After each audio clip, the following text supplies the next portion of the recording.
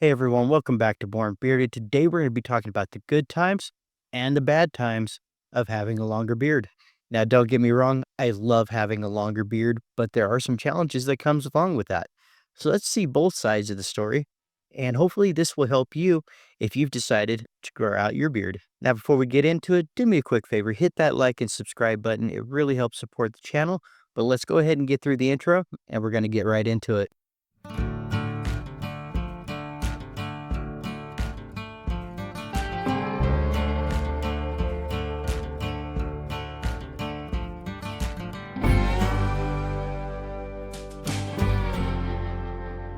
First off, let's start with the positives. First, the confidence boost.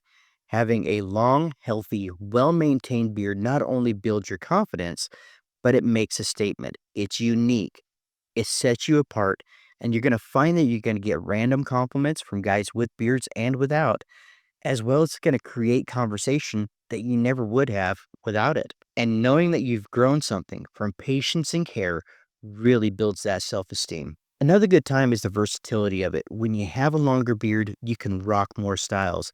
You can have a natural flow. You can have more of a defined shape. You can put it in a ponytail, or you can even put it in a braid. And one of my favorite parts is the sense of achievement. Growing a long beard doesn't happen overnight. It takes time, it takes patience, and it takes commitment. Looking in the mirror and seeing progress is very rewarding, and it reinforces your self confidence. Now, along the way, you're going to get both compliments and criticism. On the compliment side, you're going to get things like, I love your beard. I love the color of your beard. You really nailed the shape of your beard. And those obviously are great. And there will be some of those comments that aren't so positive. Maybe someone will think it's too long, unkept, or just wild. And sometimes even family members might say some things that sting. It can really hit your self confidence, especially when it's somebody close to you, whether that be a family member or a close friend or people at work that you see every day. But here's the thing, it's your face, it's your decision, and it's your growth. Don't let other people's opinions derail you from your goals. Keep focusing on what works well for you and your beard. Continue your own bearded journey with confidence. So, now let's get into a few of the challenges that you might run into.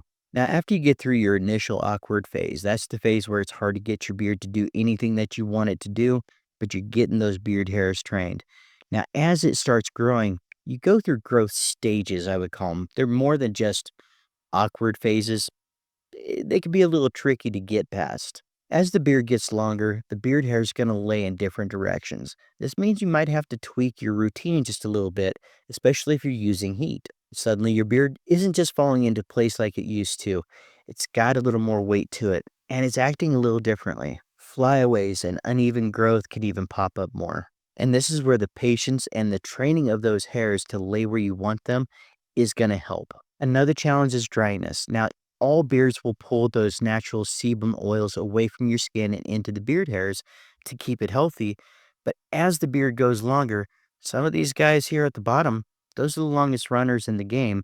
They can tend to get dried out if you're not taking proper care of them. And on top of that, your skin can also suffer as well if you're not getting the proper hydration, if you're not using the correct oils, you're not drinking enough water.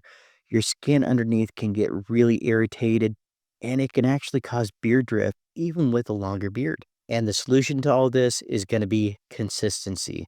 Using a good quality beard oil in the mornings and in the evenings, adding butter at night, and making sure to get it to the lowest part of your beard and wrapping it up for the night, that's going to be the biggest game changer for you because you're going to wake up and those beard hairs are going to be nice, healthy, and nourished. Now let's talk about heat styling for a moment. Not everyone uses heat, and that's completely okay.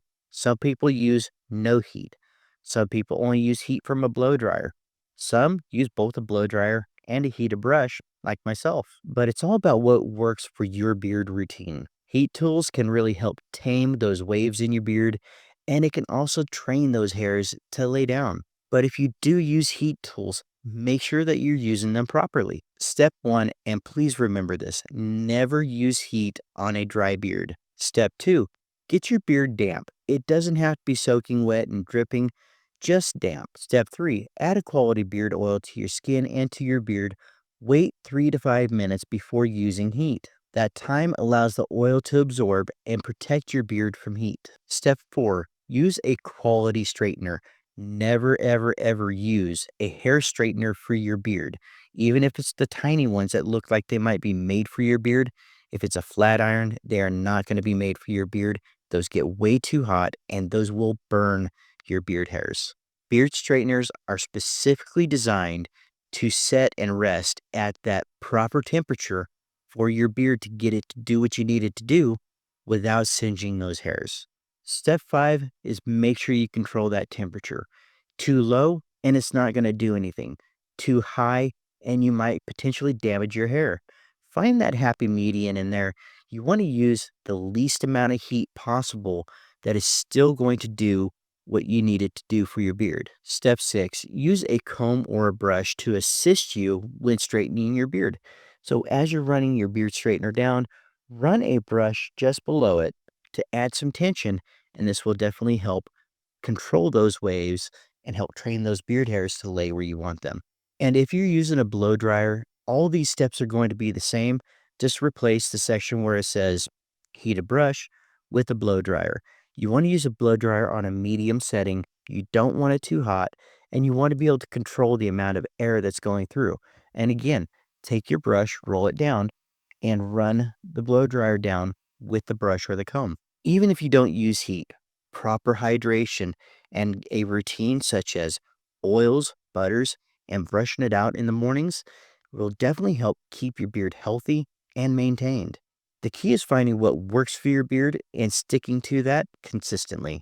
At the end of the day, having a longer beard has its highs and has its lows. The confidence, the achievement, the versatility, those are the good times. The maintenance, the stubborn growth, and the need to have proper care, those can be challenges sometimes. But with the right routine, patience, and knowledge, the good definitely outweighs the bad.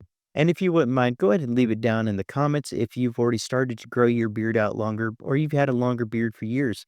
I'd like to hear your thoughts on some of the good times that you've had and even some of the bad times that you've run into and how you've gotten through those, which could help somebody else that might be in a similar position. And that's the end of the video. And I just wanted to say thank you one more time. And remember, your mental health is a priority, your happiness is essential, and your self care is a necessity. I'm Dave, and I was born bearded.